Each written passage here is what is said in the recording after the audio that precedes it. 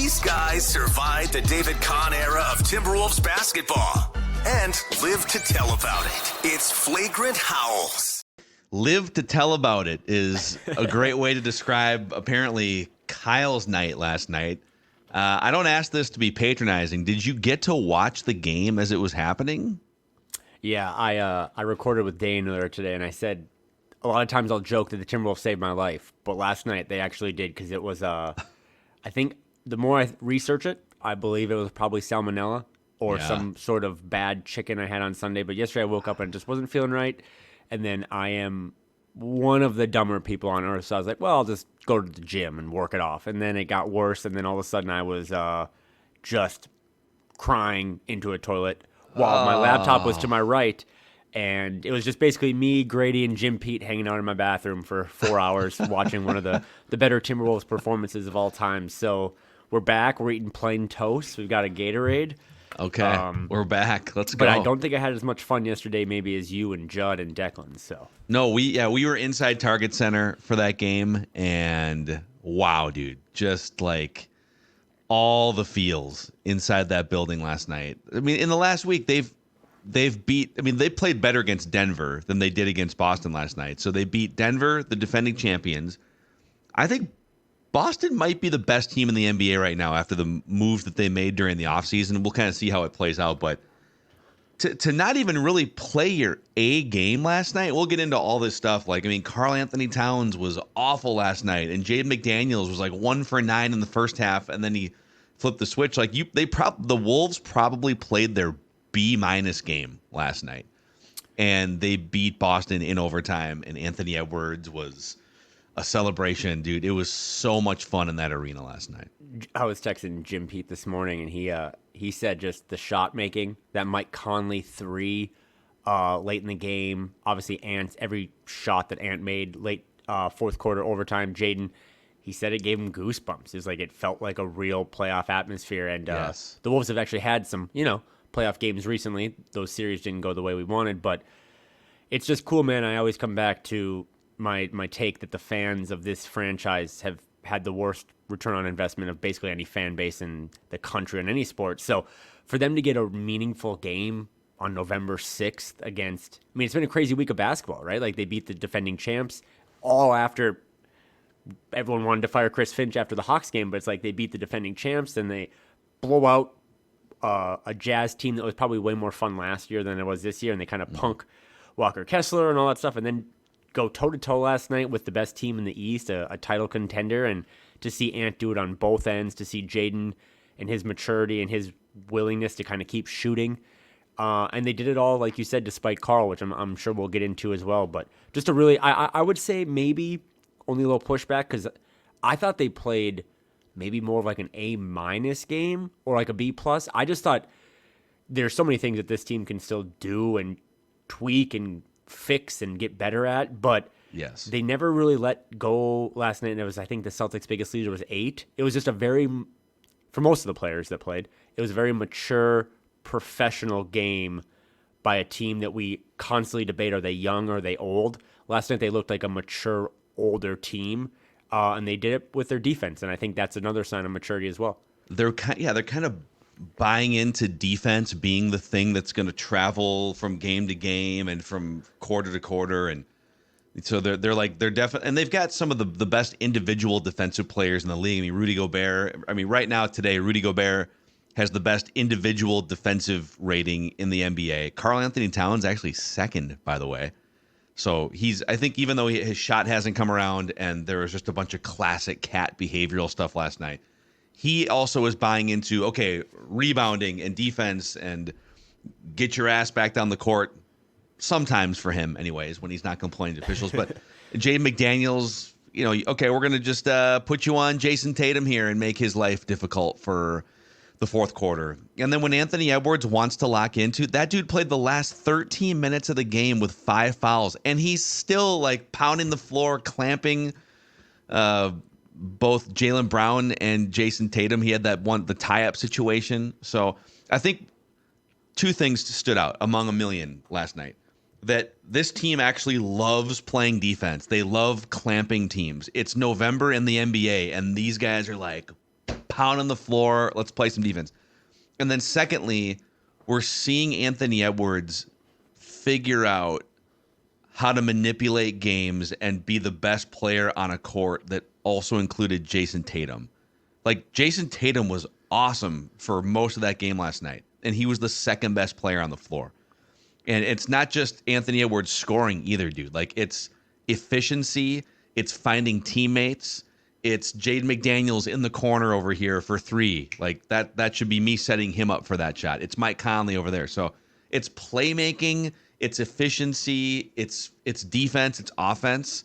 And we're just seeing it. Everything looks like it's moving slowly for Anthony Edwards. Like, he's seeing everything much, much more slowly than he did maybe 2 years ago. Yeah, and you brought it up, so I think that's, unless you have a specific thing you want to start with, I wanted to just start with maybe a little update to our leadership power rankings, because there was that moment, and I tweeted it out right after the game, but Jaden was 1 for 9. Jim Pete was all over it, that the Celtics were treating him like a bum, just standing off of him 8 feet, making him shoot, daring him to shoot. Ant drives to the middle, kicks it to Jaden in the corner. He hits that 3. Celtics call a timeout, and immediately Ant starts clapping his hands in Jaden's face, giving him a pep talk. So he goes, at that made basket, he's 2 for 10. I think he goes on to shoot 6 for 8 after that, including 10 or 12 points in the fourth quarter and overtime. You love that stuff too. I know you do. Like, that's leadership. That's just, it didn't have to be, Ant could have just done so many other things. It didn't have to connect his teammates or build them up. But in that moment, and he said it after the game too, he's like, when I'm playing bad or when my teammates need me, they continuously trust me and they continuously feed me the ball. So I can't be a bad teammate and not do the same for my other guys. So he gets Jaden the ball. He's 1 for 9. It's hard to pass to teammates when they're not playing well. And he trusted him, went in, him and Nas both were like building them up. And they needed all 20 points that Jaden had on that game because, like you said, Karl wasn't giving him anything. Not a lot of their guys were giving him much offensively. So I just thought that was, as much as I love the 30-some points that Ant had and the assists and the rebounds and the defense, it's like I also just love that as a 22-year-old, he knew in that moment, not only do I need to pass it to Jaden and trust the teammate and stick with the offense, I got to build my guy up, inflate his tires a little bit. And if he's not the leader of this team now, we've kind of agreed that this is his team. If he's not the number one person in our power rankings, because that might still be Mike Conley, he's definitely elevated himself up to like number 2. And a year ago, man, I don't think he was in our top 5. I'm trying to think back a year ago. So we did our first ever leadership power rankings like August, I want to say. It was before the season started. Yeah. It was maybe the second month of Flagrant Howls as a podcast. And I'm pretty sure we did like 3 different iterations. I'm pretty sure Taurean Prince was number 1 at one point. Kyle Anderson it was like Taurean Prince, Kyle Anderson, D'Lo wasn't in there. Cat wasn't in there. No, it was a bunch of. I just remember that we kind of came to the agreement that the young Austin guys, Rivers, Austin Rivers was in the ghost of Pat Bev, Glenn Taylor's assistant. Like, there's a lot of people in the top 5 that weren't Ant and Jaden. But again, if you go watch that play, it was late in the second quarter. It was a really big moment because as good as Jaden was defensively, whether it be on Jaylen Brown or Jason Tatum, his inability to hit shots was killing them.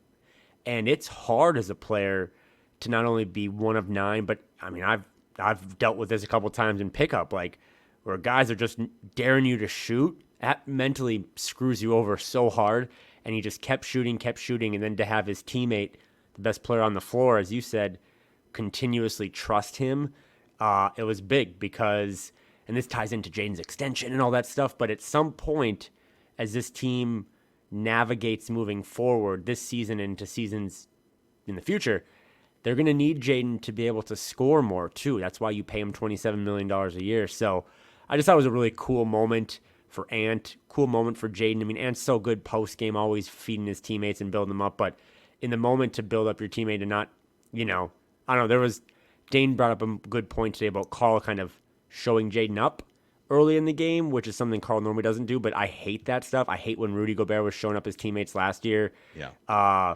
It's the little things like that, right, that aren't necessarily on Basketball Reference. It's just chemistry and trust and leadership. Those things are equally, if not more important than in the shots you take and the shots you make. I do think we should actually rank the leadership power rankings. We can't bring it up and then float some names. I think we should go. Let's come up with, you and I are a committee, and we'll come up with a top 5 right now.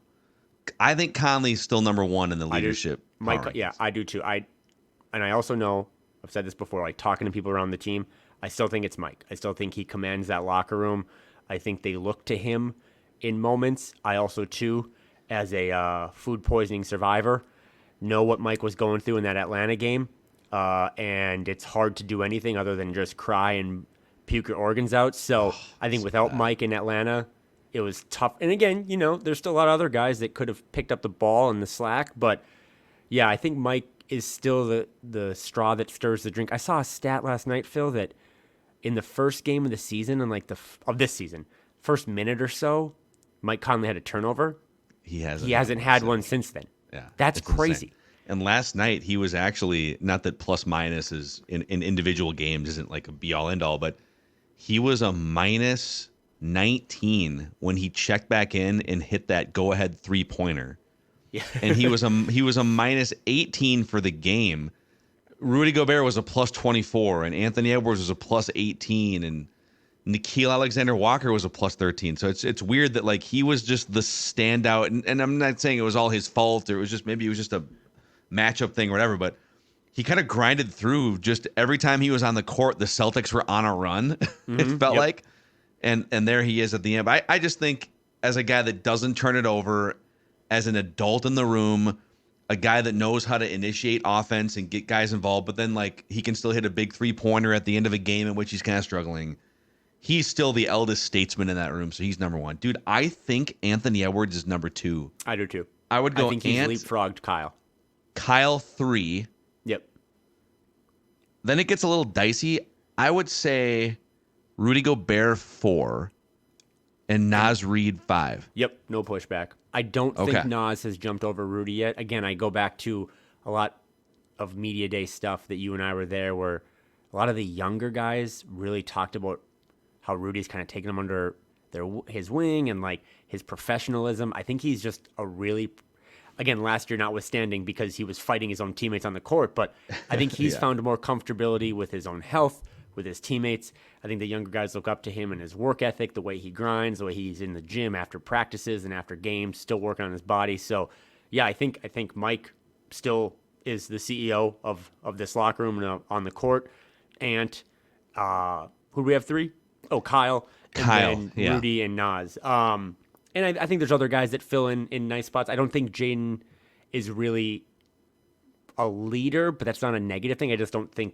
I think he does his leading by doing the worst position or the worst task you can have, and that's just having to defend the other team's best player all the time. He's a rower. You need. There's some guys that need to kind of look out at where we're rowing here, and he's more of a, hey, dude, here's an oar. Just go. You just do your thing. Yeah. Yeah. Oh God, I row the boat. He's rowing the boat, but they have a lot of other leaders, right? You don't need him right now.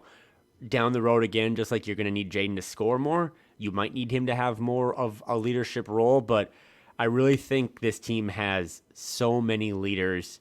I think we're not putting Finch on there. I don't think we ever have, but I think Finch is another guy that, if he's not on the leadership power rankings, he is empowering these guys. I thought after the game, Ant had a really cool thing in the locker room where he was talking about Finchy, like, despite all the stuff Ant has going on in the summers, new shoe, Netflix movie, Team USA, that Finch, like, basically demanded that he come back to Minnesota a bunch of times so they could work on situational things like being double teamed, being down 5, doing these little things. So it's a really good group of guys. It's a bummer that Karl-Anthony Towns isn't in that top 5, especially in his 9th season.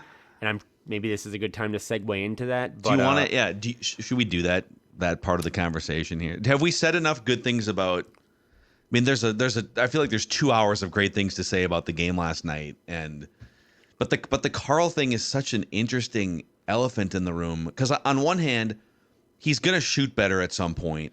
He's gone through stretches before where he's looked bad for like 5 games or 6 games, and then he kind of finds himself. So on one hand, I'm optimistic that, wow, they're 4-2, and he hasn't even joined the party yet, and he's going to join the party to some extent. But then on the other hand, like Naz Reid, if you look at it's a 6-game sample. Naz Reid right now, player efficiency rating among all NBA bigs, so all power forwards, all centers, is 9th in player efficiency rating through 6 games. Naz Reid is 9th among all players, period, in win shares per 48 minutes. So we're dealing in super small samples here, and Karl is going to play better than he did last night. But it's a dynamic. It's a dynamic right now. Yeah. I don't want to regurgitate any of the stuff I said earlier today with Dane, but to me it's more complicated than just trade Cat or dump Cat. And that doesn't mean that I am very much no player on this team, because you still get criticism, right? Even if you're 4-2 and you're on a little hot streak, there's still plenty of criticism to go around, and this thing can get better. Anthony Edwards took a couple dumb shots last night. Like there's criticism. Yeah, there's always criticism. And that should, if you're a Timberwolves fan and you've been in the mud for 34 years, like that should make you feel optimistic that this thing looks pretty good right now. And there's so many different things that they can get better at. But when it comes to Karl, I just think it's more nuanced than trade Cat or get rid of Cat. I have no pushback whatsoever on the emotional stuff. The showing up the officials, that's just been a staple of his career, and it's a bummer. I was pretty adamant, though, that he's never been one to ever show up as teammates. And again, Dane had one last night where early in the game when I think Jaden got blocked by Porzingis, maybe the first play of the game, or there was a turnover early where Karl kind of showed up Jaden. I don't know if you remember that being there, but I do. Yeah. That's the type of stuff that, like, I mean, we were pretty down and dismissive of Rudy last year when he would do that stuff. I hate that stuff. I hate, not even in sports, in work, in your relationships with your family. I hate showing people up. Like, I'm very confrontational. Let's have a talk about it. Let's do it privately, like grown-ups. But doing it on the court like that is just loser mentality.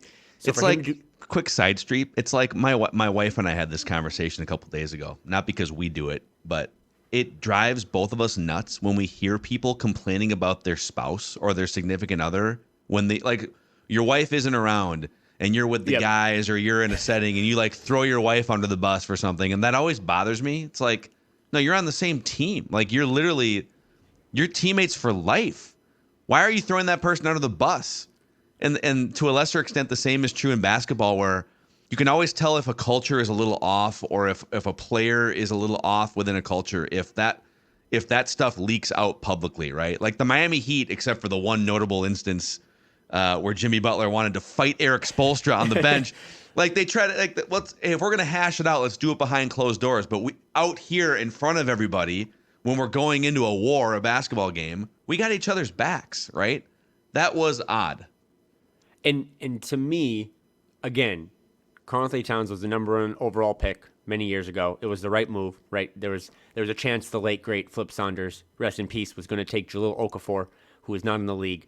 And he hasn't fully ever elevated this franchise to where a guy like Ant is now elevating the franchise. But I have always been, and I just am a loyal person to a fault, and there's a ton of criticism you could say about me. But I've just always enjoyed the fact that he's embraced being here, trying to make it work, and for what I would say 8.05 seasons has been a great teammate and has always tried to uplift the guys around him. Last night, in that moment with Jaden and stuff, that just tells me that man is so lost. And it's not trying to be sympathetic. It's just, once he starts doing that, that tells you that he's not even himself. And again, to the nuance part of this, Phil, I don't think this team's ceiling is as high without Karl, but I also know that last night he was about as close as can be to submarining one of the best performances this team and Chris Finch has ever had in his tenure here. So it's going to be the number 1 thing. I mean, we now know Anthony Edwards is a super duper star. Like, ESPN came out with their top 25 under 25 today. He was ranked ahead of Wemby, which is bananas. He was number 2 behind Luka.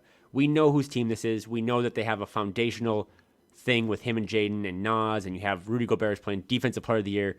But I just think, and people don't like this, but you gotta give it a couple weeks. I mean, this goes back to Tim Conley, right? He's never made a trade other than the Gobert trade until it was on his time, right? He traded D'Lo when he wanted to trade D'Lo. He extended Nas when he wanted to extend Nas. I think if they end up eventually trading Karl, they'll do it on his timeline, probably February. But I just think they got to see if they can I don't know if it's a lobotomy or a sports psychologist, but they got to get into his head because he's still a really good player. If he would have hit 4 of those 7 threes last night instead of 1, they'd probably blow the Celtics out. Yeah. But I don't know, man.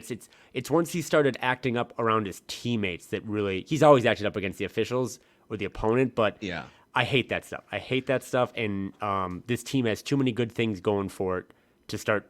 Again, it's why we hated the Kyle and Rudy situation last year. It's like, don't do that. Be professionals. Like you said, if you're going to criticize your spouse, criticize her to his or her face in a private setting. Don't do it behind their back or in public or whatever like that. And it's like sort of 3 categories of stuff that he just continues to struggle with. It's stuff that, okay, if you're in your second year and you're a little foul happy, all right, you're going to iron that out. So to me, the 3 categories are fouls, emotions, and then offensive consistency. We've talked about the offensive stuff too lately, is that he doesn't even really know, and you don't know as a fan, as media, as a coach, you don't know what you're getting from him on a nightly basis. It's kind of weird that you'd have a former All-NBA player 2 years ago who's 27, 28 years old. He's been in the league for 8, 9 years, whatever it is. And it's like, on any given night, you're like, is he going to shoot threes? Is he going to work in the low block? Is he going to pass and get his teammates involved? And so like, it feels to me like, independent of the fouls and the emotions and all that stuff that's driven me crazy for years and years and years, it feels like he's trying to shoehorn his offensive game into, like, there's a team thing happening here, kind of led by Anthony Edwards and Mike Conley, and we've got an idea, not perfectly, of what we want to do, and then we're gonna pause that now for this possession, and it's gonna be Karl's turn to get offense. It very rarely feels like Karl is within the flow of what they're trying to do. And Chris Finch kind of took some blame for that. It's funny, like, they beat the Celtics, and one of the first things Chris Finch says in the first 2 minutes of his post-game press conference last night was, I probably should have worked to call some more plays to get Cat going, in that fourth quarter, get him on the low block. It's like, I mean, maybe he needs to find out, how does he work within all of this? I don't think you should have to, like, stop and say, okay, how do we get Karl going specifically? I don't know. Maybe I'm wrong on that. They also had small players guarding him, and for 7 years, he hasn't figured out how to score on smaller players on a regular basis. So yeah, Dane Moore was really big on this a couple years ago when Karl was All NBA. He was playing the 5, and he was driving to the basket, and he had shades of Giannis, right? Like, he was unstoppable driving to the basket. He can, and so if something you did that put you at your best is no longer, like, he can't do that. He cannot pump fake from the 3-point line now and drive to the basket because there's just Rudy down there and sometimes Nas as well playing the 3. So I actually would say, as someone who is unapologetically pro Chris Finch, I do think there are ways for this coaching staff to put Karl in better situations. I know that they don't want to do this, but maybe you just plant him in the corner and have him, hit corner threes. I think there's other ways to do that from a basketball standpoint that can get him back.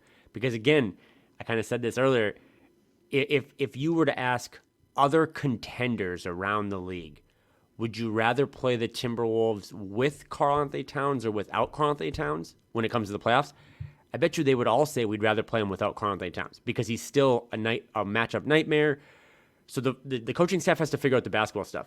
But Karl has to figure out the mental stuff. And that's where I think he's losing more and more fans at a rapid. I mean, I couldn't believe that after 30 seconds of last night's game, so many people just wanted to talk about Karl. Like, I get it. We got to talk about it. But maybe today, maybe tomorrow, like, I don't think there wasn't one of the first 12 things that came to my mind after that game was, hey, let's shit on Karl. But the mental stuff, it's all on him. There's no more excuses. He's doing the same stuff. Like, I don't mind that he was 1 for 7 from 3. I trust his shot will fall, but he had that first possession, I think maybe in overtime, where again, he just drives on Drew Holiday and just gives him the arm bar. It's like, dude, they're going to call that. They're not going to give you the whistle, right? Your teammate, Anthony Edwards, doesn't get a good whistle. Just everyone has to deal with adversity, man. And you've dealt with a lot. That's it. But that's it. I'm not trying to compare myself to him or you to him, but like, we all have to deal with adversity. And if you don't change or get better, at some point it becomes a little boy who cried wolf, and no pun intended. Like, you just got to find other ways to contribute and help your team, because Karl doesn't have to play perfect anymore. I mean, he did those first 5-6 years or whatever, like when he didn't have a lot of talent around him. He doesn't have to play perfect. The weight of this franchise isn't on his shoulders anymore. It's on Ant's. Like, he should be able to play free and just be happy, and he looks more miserable than ever. He does. He has to figure that out. No one else is responsible for that. It looks like, that's a great observation, dude. It's the least fun he has looked like he's had playing basketball since he was drafted. Maybe with a couple exceptions here and there.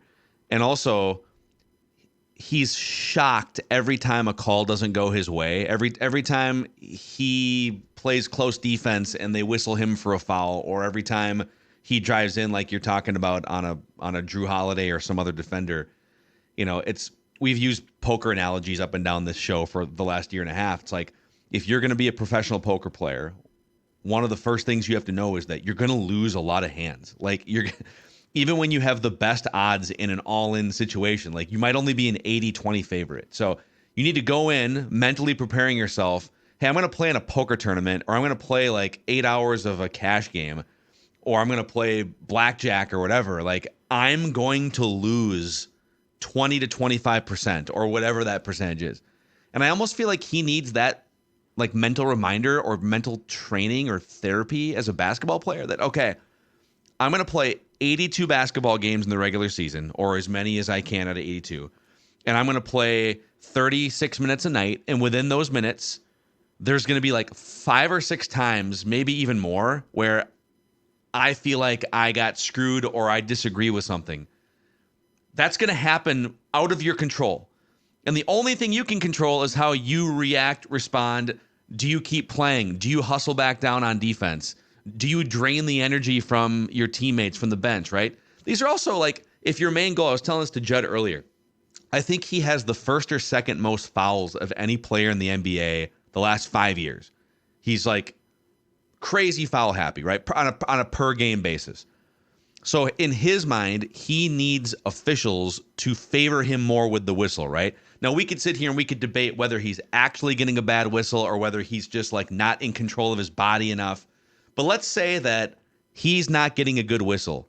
You're trying to ultimately convince human beings with whistles to favor you more. What behavior would you exhibit if you're trying to coax these human beings to favor you more with their whistle? Probably not showing them up 10 times a game. Like, how do you not think about this stuff? And I'm sure people have sat him down before, but if you're trying to get a better whistle, showing up referees every single night, 5 or 6 different times, isn't going to help you. Yeah, I have no pushback. Sorry, I'm just like I just come back to, and you had said that, what, I can't remember what your exact stat was, but like Rudy Gobert is basically, analytically, the stats are saying he's like the best defender right now in the league. Mm-hmm. But Karl's defensive stats are really good. Best of his career through 6 games, right? And I saw this earlier today, that I think the Timberwolves' offensive rating with him on the court is higher than it is for any other player on the team with at least 20 minutes played. Mm-hmm. So, like, there's a lot of stuff still that's like, hey, you're doing a lot of things well, even though maybe production standpoint it's not really, but it's just I started to coin a term like this, energy vampire of just don't suck the life out of you got a good thing going. This is the most talented team he has ever played on, even going back to Kentucky. And we're 3 months removed from him being the best player on a team with little expectations for the Dominican Republic. And he said this. One of his friends told me this at Media Day. Like, that was the most fun Karl's ever had playing basketball. Okay, that's awesome. And it's meaningful, and he got to play for his mother's country. I love that. But you have to find a way to bottle that now for this, because you're Why is this not fun? Well, yeah, why is this not what this team has expectations, but you're not the guy that has to answer the questions anymore, right? Like that's why I still, even if I've decreased a little bit of my love and excitement for him, like, I still come back to he stood there for many years when this team was a dumpster fire all around him and wore the shorts and held the flag. You don't have to do any of that anymore. You just have to do the little things, right? I mean, Rudy Gobert has really embraced now, not only is he a defensive have a question for you about him as well. But Yeah. he's just been awesome. But I think he's just diverted back to being a $40 million role player because he knows that I don't have to be the guy. That's how he was at his best when he was playing with Donovan Mitchell in Utah. Mm-hmm. For Karl, it's like, yeah, this isn't the Dominican Republic anymore. You're not the best player on the team, but,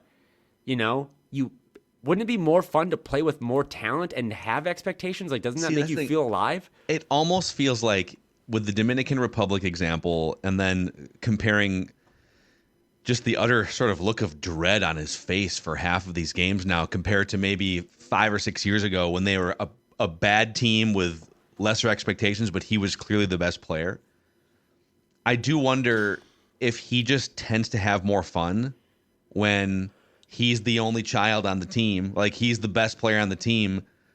They're not really winning that much, and the expectations are a lot lower, but it seems that's whether it's Dominican Republic with a bunch of other better teams in that tournament or the 5 years ago Timberwolves before Jimmy Butler got here. Like, I don't know. I'm just speculating, but it seems like he had more fun in those settings than right now. This is going to relate to about 3 people listening to this, but I think it's Trey Turner in baseball with the Nationals or with the Phillies. He's with the Phillies now, yeah. Yeah, he was signed a massive contract with the Phillies in the offseason like a year ago or whatever, but he had like a really bad start or whatever, and the Phillies fans decided to just randomly start giving him standing ovations when he came up to the bat, and it led to like his career or season taking off, and it was like one of the coolest little random fan moments of all time. Mm-hmm. I think Karl could have shot 3 for 10 last night with 7.7 turnovers and 6 fouls and had gotten sympathy from the fans had he not done just all the theatrical stray voltage stuff, right? Like, he's clearly going through it, man. Like, that's a fact, like, confirmed. He's going through it. He doesn't know who he is right now, and I sympathize a little bit, but I go back to the other side of, like, the criticism. He's the number one guy that should be criticized right now because it's like, you helped keep this boat afloat, right? For the rowing analogy, like, you helped keep this thing from not moving to Seattle. Like, now your life should be easier and you should be having more fun because you have more talent and your team's actually winning games and they're not calling you an empty stat guy. And for him to not embrace that just is really frustrating. And I get why more people are turning on him. I still come back to this team, in my opinion. I think you think this too. Their ceiling remains the highest if you have Karl playing good basketball. Because the alternative, and this will come up at some point, maybe be February or next offseason, if they do move on from him, like, what are the alternatives? I love Naz Reid, and he can slide into the 4, but this team still will have to outscore teams every now and then. They didn't play good defense against Atlanta, gave up a ton of points. They had to kind of shoot their way into that game in the first half. They're going to need more offensive firepower. I mean, last night, Jaden McDaniels took 18 field goal attempts. That was the career high for him. They're not flush with scorers. And if a team does just double ant for an entire game in the playoffs, you got to have a guy that can give you 5 or 6 threes on 10 attempts. So it is the number one question facing this team, but we also need to acknowledge that they're 6 games in. They've already fired their coach, I think, according to some people. So let's see what it looks like in 20 games from now. But as much as I think the coaching staff can do some things to help him out, Karl-Anthony Towns has been in the league too long and seen too many things for him to not have a real self-awareness moment, look in the mirror and be like, what am I doing wrong here? Yeah, I want to hear your Jimmy Butler, Rudy Gobert. Oh, topic. I was on some level of NyQuil, but I was thinking back to, we did our top 100 Wolves of all time. I think we had Jimmy second behind Kevin Garnett, or he was in the top 5 on any. By the way, we do have an update on. We have a couple things. We have filled out the listener that sent us the original top 100. So we did our 100, and then another listener sent 100 to 200, and then the original one sent us the last 87 players. So we now have, we'll get to it. We have a full ranking. And then we also have Kevin Swift is a listener who sent us his top 100 Timberwolves via NBA 2K peak career rankings. So we will get back to those Wolves rankings at some point. I think we just at this point need to rank every single player that's ever played for the team, just so we can get down to like who was the single worst That'd be something. If you're listening. But that's what one of these is. Apparently, there's only 287 players that have played for the Timberwolves. Oh, I'm so in. I can't wait. So we do have a full, complete list. Yeah. So I was just thinking back to our rankings, and Jimmy Butler only had really one good year here, and then kind of torpedoed his way out. But that one year was so good, and he had brought something that this team had rarely ever had in its history, and we just vaulted him to the top 5. We also did those rankings, and I think Rudy was always top 12? 15. Yeah, maybe top 10. But I'm just curious for you, because the discourse on this man, Rudy Gobert, has changed dramatically over these first 6 games. I mean, for some people, he is the best defensive player in the league through 6 games, and he's anchoring the best defense in the league. What would he have to do for him to elevate himself above Jimmy Butler on the all-time Timberwolves rankings? Great question, dude. First of all, some of us defended Rudy Gobert's performance last year and said it may not be what you saw at his peak in Utah, but he gives you so much that you don't see in a box score, even like a lesser version of him. Maybe it's not worth the trade. Maybe it's not worth $50+ million a year, but he is still one of the best, most impactful players in the NBA. And he was. I think he led the Timberwolves in some of the advanced analytics categories and win shares and stuff last year. So, people like over dramatized how bad he was last year. A lot of it was he was a little worse and the fit was a little bit weird and they're trying to figure this thing out on the fly. I think now you're seeing what they thought was going to happen pretty early last season, that this was going to click a lot sooner. I don't think when Tim Conley made that trade, I don't think he was figuring, well, the first year is going to be kind of a train wreck and there's going to be a bunch of injuries. But the second year, it was kind of a win now move. So I don't know. I defended him a little bit last year. Good to see he's blossoming. That's a great question. Jimmy Butler was the leader of the team, right? He was perceived to be like the main reason why they are winning these games. He's dragging, it felt like he was dragging young players and role players to 46 wins and a playoff berth.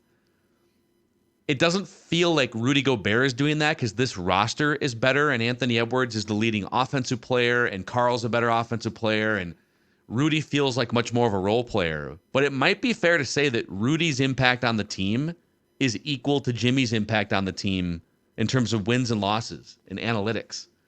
So if this team were to win, I'll answer your question this way.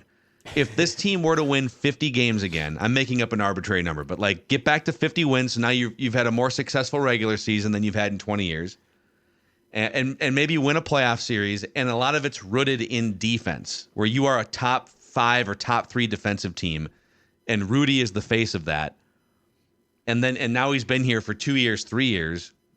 I think you'd also be, by the way, if all that happens, you would then elevate Anthony Edwards over Jimmy Butler. Yep. Like this version of Anthony Edwards that we've seen the first 6 games, he's probably the second best player in franchise history. Like he probably jumps up over Jimmy Butler, but Rudy Gobert might come along for that ride. So it could happen 1 year from now. If we did that exercise, we could be ranking both those guys above Jimmy Butler. I'm so glad you started that off with saying that's a good question because I struggle with confidence. But when I thought about that on NyQuil one of these last couple minutes, I was like, that is a really good question. Yeah. I will say this, and the reason I was pointing at you on the screen, because I was thinking that same thing and it wasn't as arbitrary. If the Wolves were to win 50 games this year and finish with a top, let's say, 3 defense, everyone has the right to their own opinions and have their own favorite pizza toppings. If they win 50 games this year and finish the top 3 defense, I'm just telling you right now for next offseason, Rudy Gobert jumps Jimmy Butler on the rankings. Yeah. Because I think the Jimmy stuff was awesome, but it wasn't as long as you thought. There was no playoff success whatsoever, and the torpedoing behind the scenes, and again, don't tell me that it's like, well, no, that he can never jump Jimmy because they paid so much to get Rudy. They paid a lot to get Jimmy. Oh, yeah. Right? And Zach Levine and Lauren Martin. The price to acquire, I don't think, would factor in. But, I mean, if you kind of put it all into a blender. So, yeah, I think this team has not acquired many star players in their 35 years. It's always kind of been a hodgepodge of trying to get lucky in the draft. But I was thinking about that because we really put Jimmy on a pedestal, and rightfully so. It was a really fun year, and they flirted with a really good defense that year as well. But I just can't believe last year I tuned into Timberwolves games despite Rudy Gobert. And yes, you have always been defending him and had way more of an analytical understanding. I will say last year he was kind of an energy vampire in the way he was showing up his teammates. Agreed. This year, I don't know, other than I guess 2 for 11 from the free throw line last night, which is a bummer because he was shooting pretty well, I think, the first 5 games before that. Mm-hmm. He's like 75% the first 5 games. Yeah. I don't know, going back to criticism, I don't know what criticisms I have of Rudy Gobert. He has been awesome. There was a moment last night where Tatum got around to pick and roll. Jason bleeping Tatum, got to the paint, saw Rudy Gobert, and just kind of and just. And there's a Simpsons meme where the guy walks into the bar and just immediately turns around and walks back out. That was Jason Tatum in the paint last night. It was incredible to watch. I think as much love as Jaden McDaniels has gotten, and I'm maybe the biggest fan, this team's still the head of it, the anchor of it is Rudy Gobert. And I just think, I was asking this to Dane too, I wonder what your opinion is.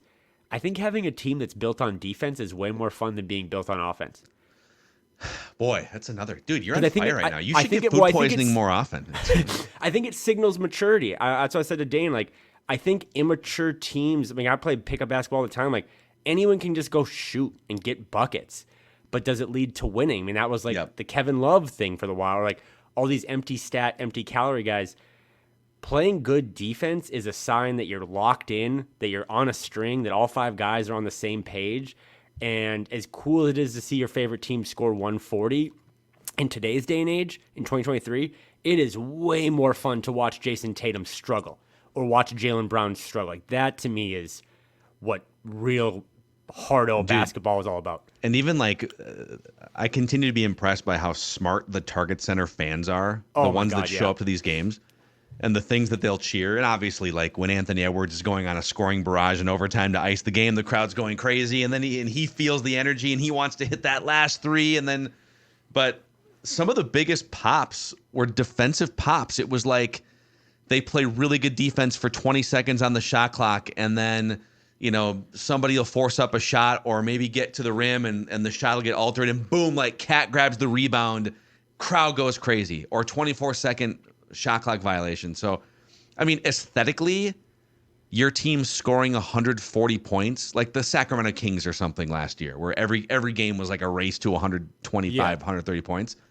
Aesthetically, that's fun. Like it's stimulating. It's 2.5 hours, and everyone's going up and down scoring. But if your goal is to watch your team be able to win games on a more regular basis, I think rooting it in defense the way that they are is more sustainable because it gives you a night like last night where 2 of your 5 starters literally can't hit a shot for the first hour and a half of real time, and yet you're winning, because and everyone's buying into it. You also said, what was the other thing? Back to the top 10. Your other question, Rudy Gobert and when would he?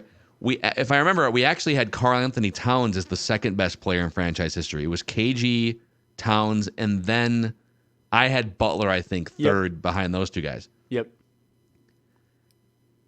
Towns has been doing it for 8 years, but if Towns is clearly no longer the best player on the team, and this team gets to 50 wins, and it's a top 2, top 3 defense, and Anthony Edwards is the leader of the whole thing, and Rudy Gobert is the defensive anchor, is there a scenario where both of those guys would jump both Cat and Jimmy Butler 1 year from now?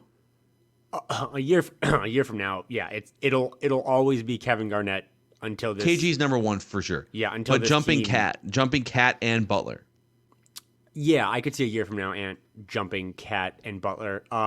Rudy jumping Cat, I don't know. Like that way, again, this has been a really fun 6 games, but look at us right now. I do watch them lose. By the way, they started 4-2 last year, and then they lost like 5 games in a row. So one game at a time here. And again, there are a handful of, I guess, people you could call fans that cheer for this team in the weirdest ways, where they just want to constantly poke holes in things. The difference between this 4-2 and last year's 4-2 is that, again, I think this team has a real identity.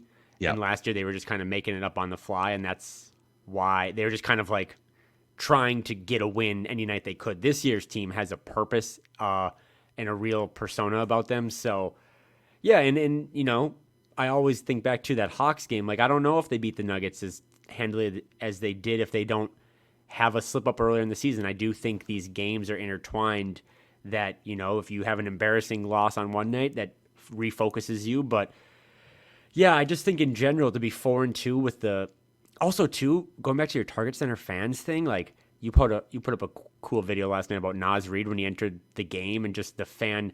I'm telling you, man, these fans they deserve it, and they've been great. I mean, we're a year removed from doing way too many podcasts about booing people, right?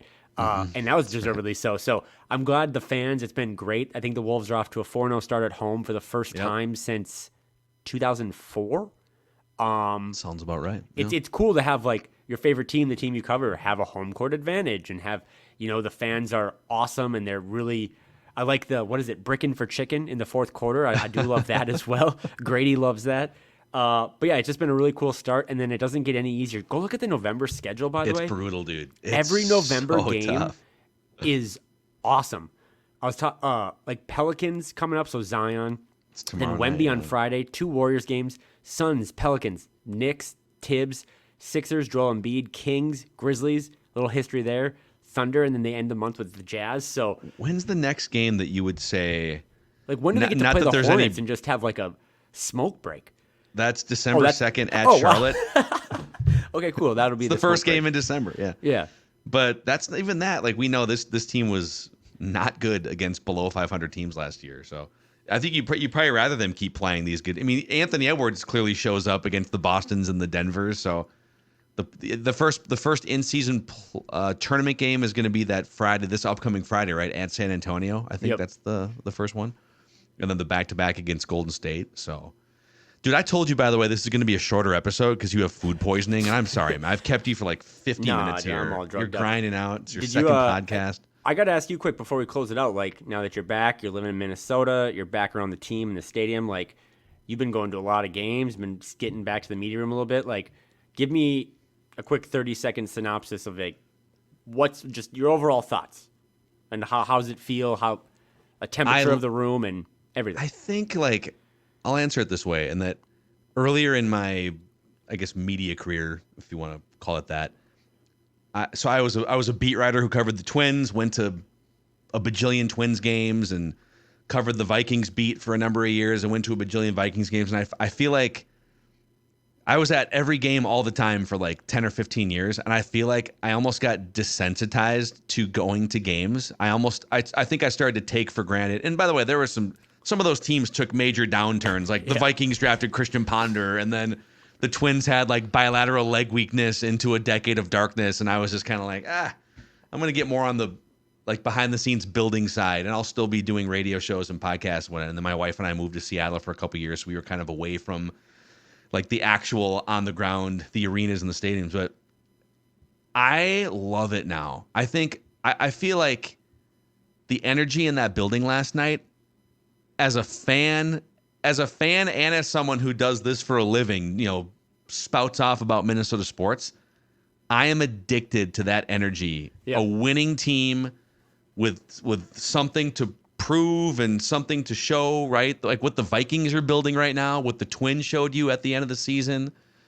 I love that energy, and I feel like we haven't had enough of it in the last 10 years around here for all these teams. It's been since 1991 since any of these teams went and even played for a championship. But it feels like there's some really fun, interesting things brewing here with Vikings. We don't know who their quarterback's going to be in a year, but Vikings, Timberwolves, Twins.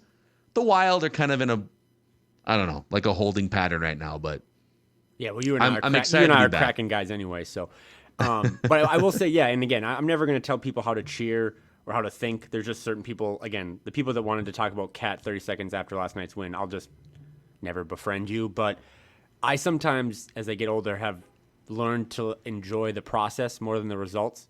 And that's why I keep coming back to, they just won a regular season game last night. They're just 4-2, right? Like they could stumble and lose by 30 to the Pelicans.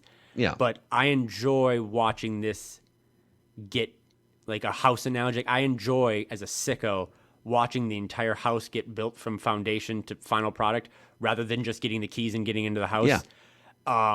So I know that there's a couple people still that be like, oh, do it in May, do it in the playoffs. Like, Okay, yeah, that's how this will For sure. Yep, eventually we'll get be there. rewarded and recorded in the histories and whatever. But last night was a cool moment because for 53 minutes, you watched many players from Nikhil even to Nas to Kyle Anderson to Mike Conley just grow and become closer, and the chemistry is kind of developing in front of our eyes, and you're seeing this defense just make everyone's life a nightmare. So if you haven't bought in yet and you're still a little nervous because you've had your heart broken 34 other times, I get it, but this team seems like they, I don't know, man, for the first time in a long time, is building something that's concrete and sustainable, and I'm excited to watch it play out over the next 76 games. They've had a few other attempts at building houses over the last 20 years. It's like an arson will come by and light it on fire. Jimmy Butler, Yeah. Get out. So, yeah, man, New Orleans tomorrow night, and then San Antonio for the first in-season playoff game for the Wolves on Friday night. You and I are going to reconvene on Thursday, I believe, for Flagrant Howls. And we'll get you some more liquids, some IVs. I've had food poisoning 3 times in my life. 12 years old, McDonald's McChicken. Took me about 10 more years before I consumed another one. I'm glad that I got back on the McChicken bandwagon, but it took me about 10 years. Underrated food item. Yeah, I agree. Especially late at night. Yep. A couple drinks. George Foreman grill, grilled chicken breast. And I knew as I was cutting into it, I was like, this... Yeah, that's what happened. I feel like they should cook this a little longer, but I didn't know anything. It was in college. And then some odd tasting brisket in Scottsdale about 2 years ago. I celebrated the Vikings win, Josh Dobbs' day with, I immediately went and got some chicken breasts and I started cooking them up, but I was so excited. I was watching Ventline and I was texting you, and I might have just cooked the chicken a little, I don't know. Maybe I didn't even cook it. I can't remember, but... meat thermometer, man. You got it. Yeah. I don't make. My wife makes fun of me. She's like, "Do you always have to use the? Honey, do you have to bring the meat thermometer to Murray's Steakhouse downtown Minneapolis?" I'm like, I am not going to get duped by undercooked chicken. Listen, I know there's some grill aficionados out there that can just eyeball it, but you and I are analytical people. I like the numbers. 165, man. Yep, I believe that you can look at the meat and figure out if it's ready, but I just like to double check every now and then. I like to poke the meat. Yep. Well, we're going to meme that last comment from Kyle. And with that, we appreciate you guys hanging out with us here on your favorite Timberwolves lifestyle podcast. If you could give us a 5-star rating and a positive review on Apple Podcasts, you can help us keep growing this awesome community of Timberwolves fans, and a like and a subscribe on the Score North YouTube channel. He's Kyle. I'm Phil. And